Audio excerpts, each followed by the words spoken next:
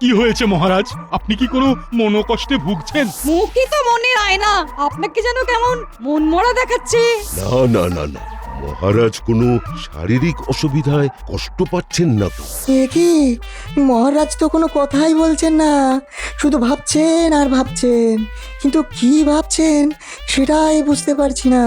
মন্ত্রীমশাইও তো নেই যে মহারাজের মনের কথা বুঝতে পারবেন। মন্ত্রীমশাই কি মানুষের মন পড়তে পারেন, নাকি ওই ঝাড়ফুঁক জানেন যে চোখ বন্ধ করে ঝরঝর করে সব বলে দেবেন? চোখ বন্ধ করেই তো দেখলাম। সে কি দেখলাম! কি দেখলেন মহারাজ? পাখি, গাছ না পাহাড়? আহা, কি বাহার, কি বাহার! স্বপ্ন। আমি স্বপ্ন দেখলাম যে আমি তীর্থযাত্রায় বেরিয়েছি, কিন্তু চোখ খুলতেই এই কৃষ্ণনগরে। আচ্ছা মহারাজ, স্বপ্নটা কি ভোরে দেখেছিলেন নাকি মাঝরাতে? ওরে, চোখ খুলতেই দেখি ঝকঝকে সকাল। তাহলে কোনো চিন্তা নেই মহারাজ, আপনার স্বপ্ন সত্যি হবেই হবে। বলছো গোপাল? হ্যাঁ, সত্যি হবে বলছো? এই আজ আমার সভায় আসতে একটু দেরি হয়ে গেল মহারাজ। আসলে ভোরবেলা একটা স্বপ্ন দেখতে দেখতেই ঘুমটা ভাঙতে দেরি হয়ে গেল। ও, তুমিও স্বপ্ন দেখেছো? বলো কি? এরপরে যেন আবার বলবেন না যে আপনিও মহারাজের মতো তীর্থযাত্রায় যাওয়ার স্বপ্ন দেখছিলেন। তুমি কি করে জানলে গোপাল? আমি তো সত্যি সত্যি স্বপ্ন দেখলাম যে গিন্নিকে নিয়ে তীর্থ করতে যাচ্ছি। আচ্ছা, এটা না জানার কি আছে? আপনার তো সবকিছুই মহারাজের সঙ্গে মিলিয়ে মিলিয়ে করতে হয়। না না না, আমি অবাক হয়ে যাচ্ছি। দুজনে একই রকম স্বপ্ন দেখলাম কি করে? এবার তাহলে কি হবে? কি আবার হবে মহারাজ? আপনি তীর্থযাত্রায় গেলে সমস্যা তো কিছু নেই, সবাই মিলে ঠিক চালিয়ে নেওয়া যাবে। তাহলে মন্ত্রী এখানেই থাকবে বলছো? মন্ত্রী মশাই আর কোথায় যাবেন?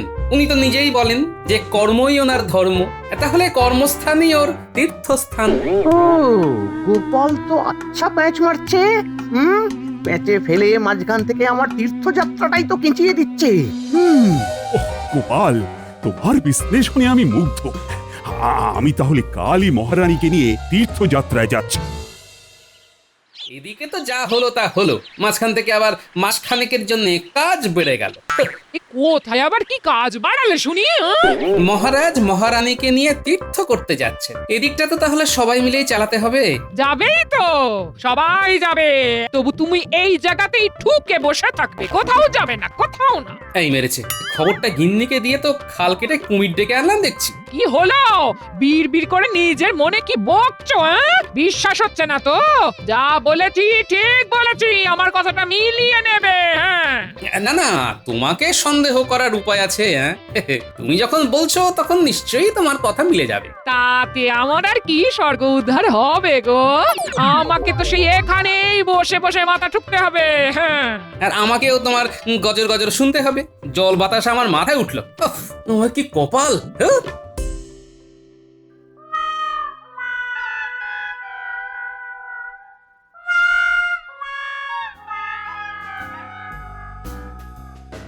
ও, কপাল করে একখানা গিন্নি পেয়েছিলাম বটে।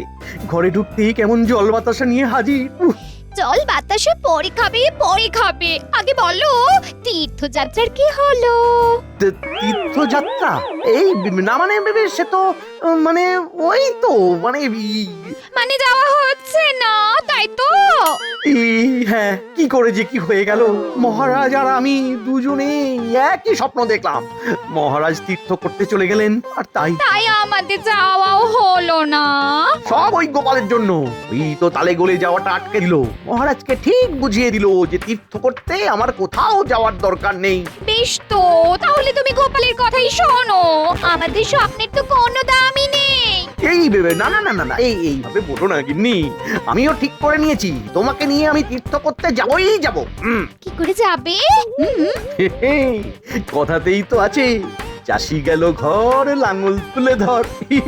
মহারাজ যখন চলেই যাচ্ছেন তখন আমার এখানে বসে থাকতে বই গেছে। আর কেউ যদি কিছু সন্দেহ করে তবে সেগুড়ে বালি সে আমি ঠিক ভুজুং ভাজুং দিয়ে একটা ব্যবস্থা করে নেব। তবে তার আগে এমন নজরদারির ব্যবস্থা করব যে কেউ উল্টো সিধে কিচ্ছু করতে পারবে না। বাবা,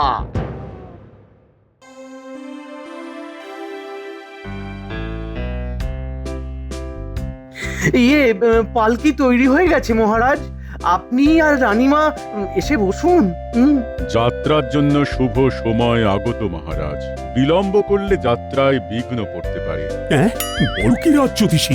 বলছিলাম কি ওই যাত্রা শুরু করার আগেই বিপদের কথা বলে মহারাজকে বিচলিত করা কি উচিত হচ্ছে? আচ্ছা, সে যাই হোক, তবে যাত্রা শুরু করার আগে একটা কথা বলে যাই। হ্যাঁ বলুন না মহারাজ, বলুন। আপনি যেমন বলবেন তেমনটাই তো হবে।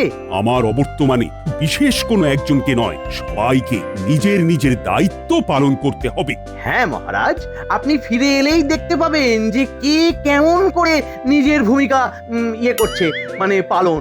বুঝতে পারছি মন্ত্রী মশাই নির্ঘাত ভিতরে ভিতরে কিছু একটা ফোন নিয়ে আসছে। তবে গোপাল যখন আছে তখন আর আমার চিন্তা নেই। কি গোপাল, তেমন কিছু হলে সামলে ফেলতে পারবে তো? বিলক্ষণ মহারাজ।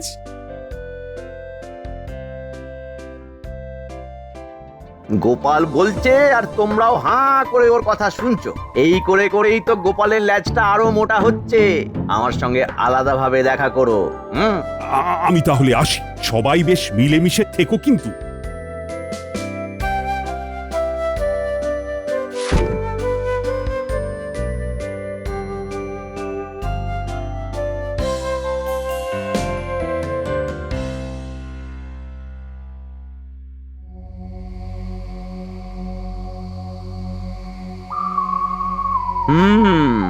দেখাচ্ছি দেখাচ্ছি গোপালের কত পোয়া বারো হয়েছে দেখাচ্ছি। কি দেখার কথা বলছেন মন্ত্রী মশাই? দেখতে হবে নাকি দেখাতে হবে? কি করতে হবে সেটা খালি বলুন। তোমার তো মুখে নং মারিতং জগৎ। আমি বললে তারপরে বুঝবে। দেখতে পাচ্ছ না, দেখতে পাচ্ছ না গোপাল আমাদের ছেড়ে কেমন নিজের একটা দল বানাচ্ছে? এর মধ্যে নিশ্চয়ই গোপালের কোনো উদ্দেশ্য আছে। আছেই তো, আছেই তো। আর সেটা ধরার জন্যেই আমি কয়েকদিনের জন্য গা ঢাকা দেব ভাবছি। এই মরেছে, আপনি গা ঢাকা দিলে ধরবেটাকে? সেই পরিকল্পনাও আমার করা হয়ে গেছে। যে কটা দিন আমি থাকবো না সেই সময়ে সেনাপতি তুমি বিজ্ঞানী আর বৈদ্যের গতিবিধির ওপর নজর রাখবে, আর পণ্ডিত তুমি নজর রাখবে গোপালের ওপর। আর কবি কি করে সেটা দেখার জন্য বটা ঘটা তো থাকছেই। আপনার কোনো চিন্তা নেই মন্ত্রী মশাই, আমরা একেবারে বাড়াবাড়ি রকমের নজরদারি করব। হ্যাঁ,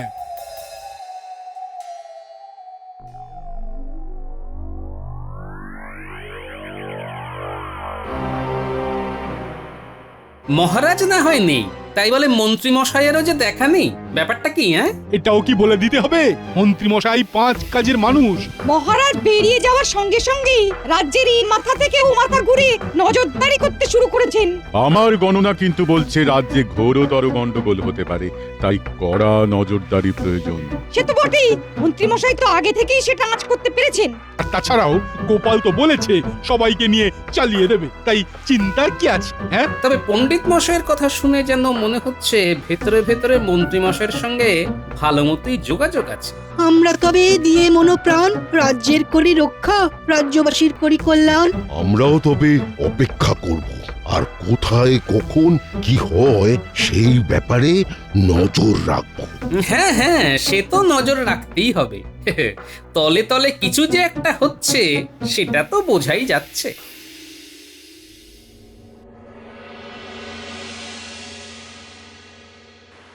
গোপাল দাদু, আমরা এসে গেছি।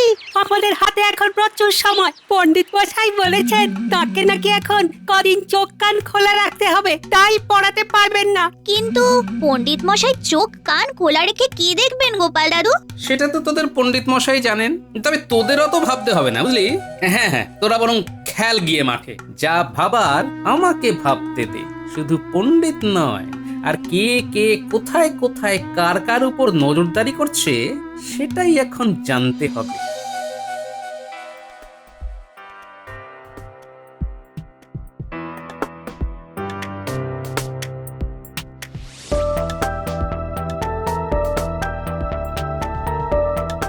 বৈদ্য ভেবেছে ও কি করছে আর কোথায় যাচ্ছে কেউ কিছুই টেরটি পাবে না।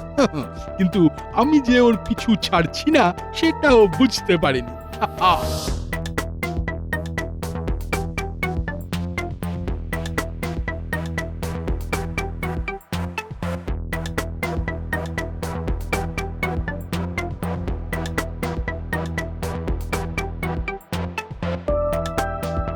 আরে ব্যাপারটা কি? সবাই মিলে বৈদ্যকে এসে ঘিরে ধরলো কেন?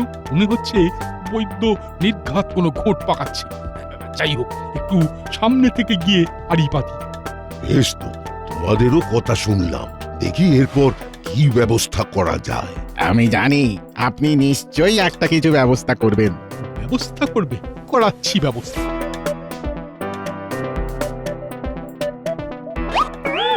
আরে কি সেনাপতি মশাই, আপনি? হ্যাঁ হ্যাঁ, আমিই তো। এই তো মানে ও ও ও ও, পেটে ব্যথা, হ্যাঁ, পেটে ব্যথা। ও ও ও, মাঝে মাঝেই কেমন মোচড় দিয়ে উঠছে বাবা। উহ, এই নিন, এই বড়িটা খেয়ে বাড়িতে একটু বিশ্রাম করুন, এতেই কাজ হবে। কাজ হোক আর নাই হোক আমার কি, আমার তো অন্য আরো কাজ আছে। এই তো হয়েছে, যেমনটা চাইছিলাম তেমনটাই হয়েছে, একেবারে পরিষ্কার দেখা যাচ্ছে সব। না, বিজ্ঞানীর বাড়িতে আড়ি পেতে খুব একটা গন্ডগোল কিছু হয়নি দেখছি। দেখি আর কি বলে শুনি। এবার নজরদারি করতে সুবিধা হবে, আর কোনো ভয় নেই। মনে হচ্ছে মহারাজের তীর্থযাত্রা করে ফিরে আসার ভয় পাচ্ছে, তার আগেই নির্ঘাত কাজ গুছিয়ে নিতে চায়। ঠিক জায়গায় বসিয়ে দিতে পারলেই কাজ হবে। তুমি নিশ্চিন্তে থাকো, আমি থাকতে সেই কাজ নির্ঘাত কেঁচিয়ে যাবে। হ্যাঁ,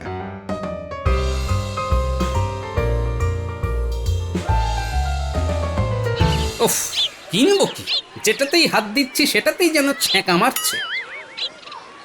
এই যে ভাই, দাও তো দেখি সব রকম একটু একটু করে। ভয় নেই গোপাল দাদা, তোমার থেকে বেশি নেব না, একেবারে কেনা দামে দিয়ে দেব। ওই তো গোপাল নিজের তালে বাজার করছে। গোপাল কোথায় যাচ্ছে, কি করছে, সব আমি ঘুরে ঘুরে দেখবো।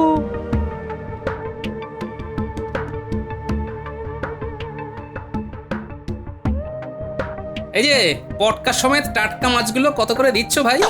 নিন না গোপাল দাদা, আপনার জন্য একেবারে জলের দরে করে দেবো, নিন নিন। দেখো তারপরে যেন আমার টাকা কটা জলে না যায়। গোপালকে দেখে সবাই যেন একবার গলে গলে পড়ছে। মন্ত্রী মশাই কি আর এমনি এমনি গোপালের উপরে নজর রাখতে বলেছেন? যা ভেবেছিলাম ঠিক তাই, আমার পেছনেও ফেউ লেগেছে মনে হচ্ছে। বেশ লাগুক, যত লাগবে আমিও তাকে আচ্ছা করে লেজে খেলাবো। তাহলে দেরি করো না ভাই, আমাকে আবার এখনই একবার রাজপ্রাসাদে যেতে হবে। ওদিকটাও তো আমাকেই সামলাতে হচ্ছে।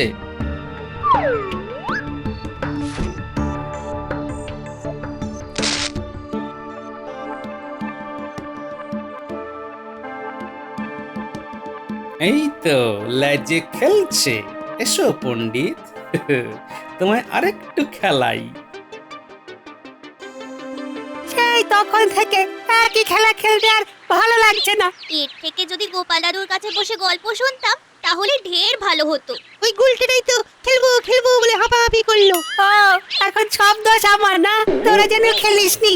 আহারে, খেলে খেলে বুঝি তোমরা বিরক্ত? সময় কাটানোটা কি শক্ত। এটা একদম ঠিক কথা, সময় যেন আর কাটতে চাইছে না। তবে কি তোমরা চাও একটু অন্যরকম ভাবে সময় যাবে কেটে?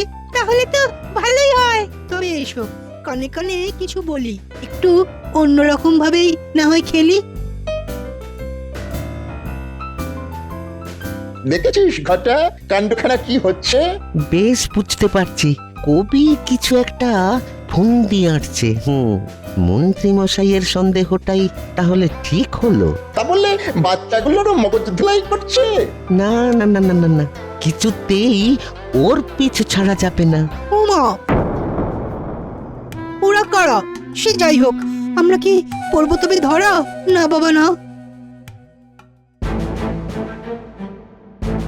না না, এইভাবে ছড়িয়ে রাখলে হবে না, এবারে জাল গোটাতে হবে। ও গোপাল ভাই, গোপাল ভাই, বাড়ি আছো নাকি?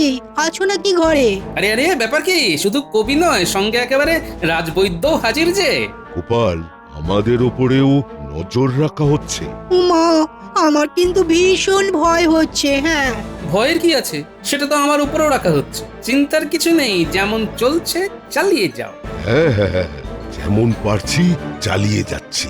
এই তো ভাদ্র মাস পড়তে না পড়তেই আমার বাড়ির লাগোয়া ওই পশ্চিম পাড়ার লোকজন এসে ধরেছিল সেদিন ওই রাস্তায়। আমার কি আর ছেড়ে থাকার উপায় আছে?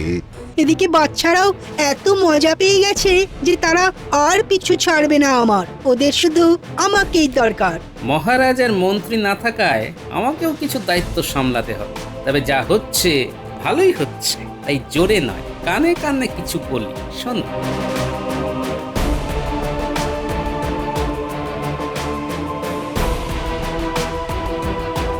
বেশ গোপাল, তবে তাই হবে। খালি ভাবি এবার কি মজা হবে। যা হবার কাল সকাল 10টায় রাজপ্রাসাদের সামনে হবে।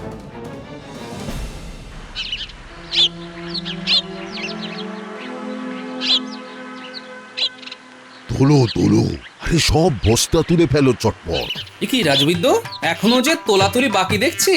এই তো সবে শুরু করলাম গোপাল, একটু সময় তো লাগবেই।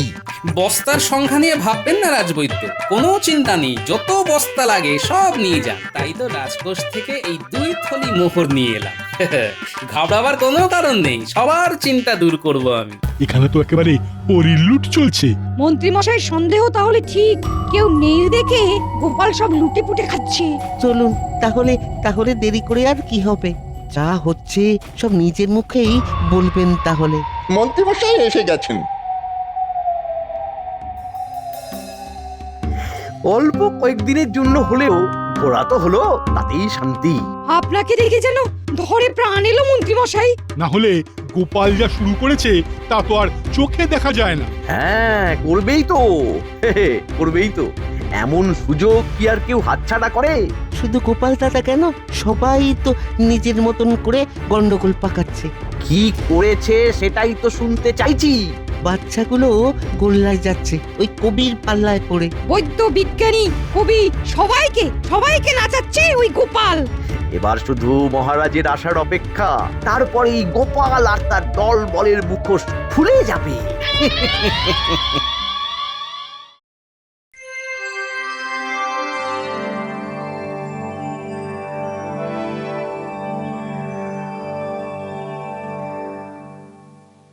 ওহ, আবার কদিন বাদে কৃষ্ণনগরে ফিরে এসে আর তোমাদের সবাইকে দেখে বড্ড ভালো লাগছে। আমাদের তো আর তীর্থ করার ভাগ্য নেই, তাই আপনার তীর্থযাত্রার গল্প শুনেই না হয় দুধের স্বাদ ঘোলে মেটাই। হ্যাঁ, তবে তার আগে মহারাজও শুনুক তুমি কেমন ভাবে সবার মাথায় ঘোল ঢেলেছো। তার মানে তেমন কোনো গোলমাল হয়েছে নাকি এই কদিনে? সব শুনলে মহারাজ আপনার চোখ কপালে উঠবে। গোপাল অবস্থার সুযোগ নিয়ে রাজকোষ থেকে অর্থ সরিয়েছে, পণ্ডিত সাক্ষী আছে। বলো কি? শুধু কি তাই মহারাজ, বৈদ্য তো শস্য ভান্ডার থেকে শস্য সরিয়েছে, সেনাপতি সাক্ষী আছে, আর কবিও তো কাজকর্ম ভুলে বাচ্চাদের মগজ ধোলাই করেছে, বটা ঘটা নিজের চোখে সব দেখেছে। না না, ব্যাপারটা ঠিক কি হয়েছে আমাকে জানতেই হবে। তবে বলি, পণ্ডিত মশাই গোপালের উপর নজরদারি করবেন বলে পাঠশালায় দিলেন ছুটি। তাই আমি বাচ্চাদের নিয়ে নদীর পাড়ে বসে আঁকা শিখিয়েছি, রচনা লেখা শিখিয়েছি। সে কি ভুল নাকি মিছিমিছি? এটুকু না করলে যে বাচ্চাদের ক্ষতি হতো মহারাজ। না না না না না, এই কাজে তো কোনো অন্যায় নেই। আমি বা কোথায় অন্যায় করলাম মহারাজ? পশ্চিম পাড়ায় ভাদ্র মাসে অন্নকূট হয়, নরনারায়ণ সেবার জন্যে আপনি তো প্রতিবারই ওদের চাল ডাল এসব দেন। তাই এবার আমি নিজে উদ্যোগ নিয়ে চাল আর ডালের ব্যবস্থা করে দিয়েছি, না হলে যে মহারাজের সম্মানহানি হতো। একদম ঠিক কাজই করেছো বৈদ্য। ও, ব্যাপারটা তো আমি ভুলেই গেছিলাম। এবার তাহলে আমি বলি, রাজপ্রাসাদে যারা কাজ করে তাদের সাপ্তাহিক বেতন দেওয়ার দিন পেরিয়ে যাচ্ছে, তাই কোষাগার থেকে মোহর এনে সেই সব মেটাতে হলো। সব হিসেব খাজাঞ্চির কাছে লেখা আছে মহারাজ। ও, কি দারুণ দায়িত্ববোধ তোমার গোপাল। কেউ তো কোনো অভিযোগ করার সুযোগই পাবে না। ও মন্ত্রী, বলো এবার আর তোমার কিছু বলার আছে কিনা? না মানে, তাই বলে মানে কোষাগার থেকে মানে এখন আর আমতা আমতা করে কি হবে মন্ত্রী মশাই? সত্যিটা তো সবাই জেনেই যাবে। কি হলো মন্ত্রী, তোমার কথা বন্ধ হয়ে গেল কেন? মন্ত্রী মশাই আর কি বলবেন মহারাজ, উনি নিজেই তো এই কদিন বেপাত্তা ছিলেন। বলো কি, তাও আবার অনুমতি না নিয়ে? নিজে না থেকে তিনি উল্টে সবার উপর সন্দেহ করেছেন। রাজপ্রাসাদ যাতে সুরক্ষিত থাকে তাই আমি একটা যন্ত্র আবিষ্কার করেছিলাম। সেনাপতি সেখানেও নজরদারি করতে গিয়েছিলেন। ছি ছি মন্ত্রী, তুমি নিজে তো নিজের কাজে ফাঁকি দিয়েইছো, উল্টে সবাইকে সন্দেহ করেছো। এত সন্দেহ বাতিক মন তোমার? গ্রহের যা ফের তাতে মন্ত্রীমশাইয়ের ভাগ্যে নির্ঘাত দুর্গতি আছে। তবে শোনো ভালো করে, গোপাল বৈদ্য, কবি আর বিজ্ঞানীকে পারিতোষিক দেওয়া হবে, আর সেটা হবে মন্ত্রীর 2 মাসের বেতন কেটে। আর মন্ত্রীর তালে তাল মেলানোর জন্য সেনাপতি আর পণ্ডিতেরও 1 মাসের মাইনে কাটা হবে। এমন শাস্তি দেবেন না মহারাজ, আমি মারা পড়ে যাব। এমন শাস্তি দেবেন না। আমাদের ছেড়ে দিন মহারাজ, আমরা তো শুধু মন্ত্রী মশাইয়ের কথা শুনে কাজ করেছি মাত্র। তাতেই ফাঁদে পড়েছি। কোনো কথা হবে না, এবার শুধু কথা মতন কাজ হবে। লঘু পাপে এমন গুরুদণ্ড দেবেন না মহারাজ, এমন গুরুদণ্ড দেবেন না। কি আর করবেন মন্ত্রী মশাই, সন্দেহের ফল যে এমন তেঁতুই হয়।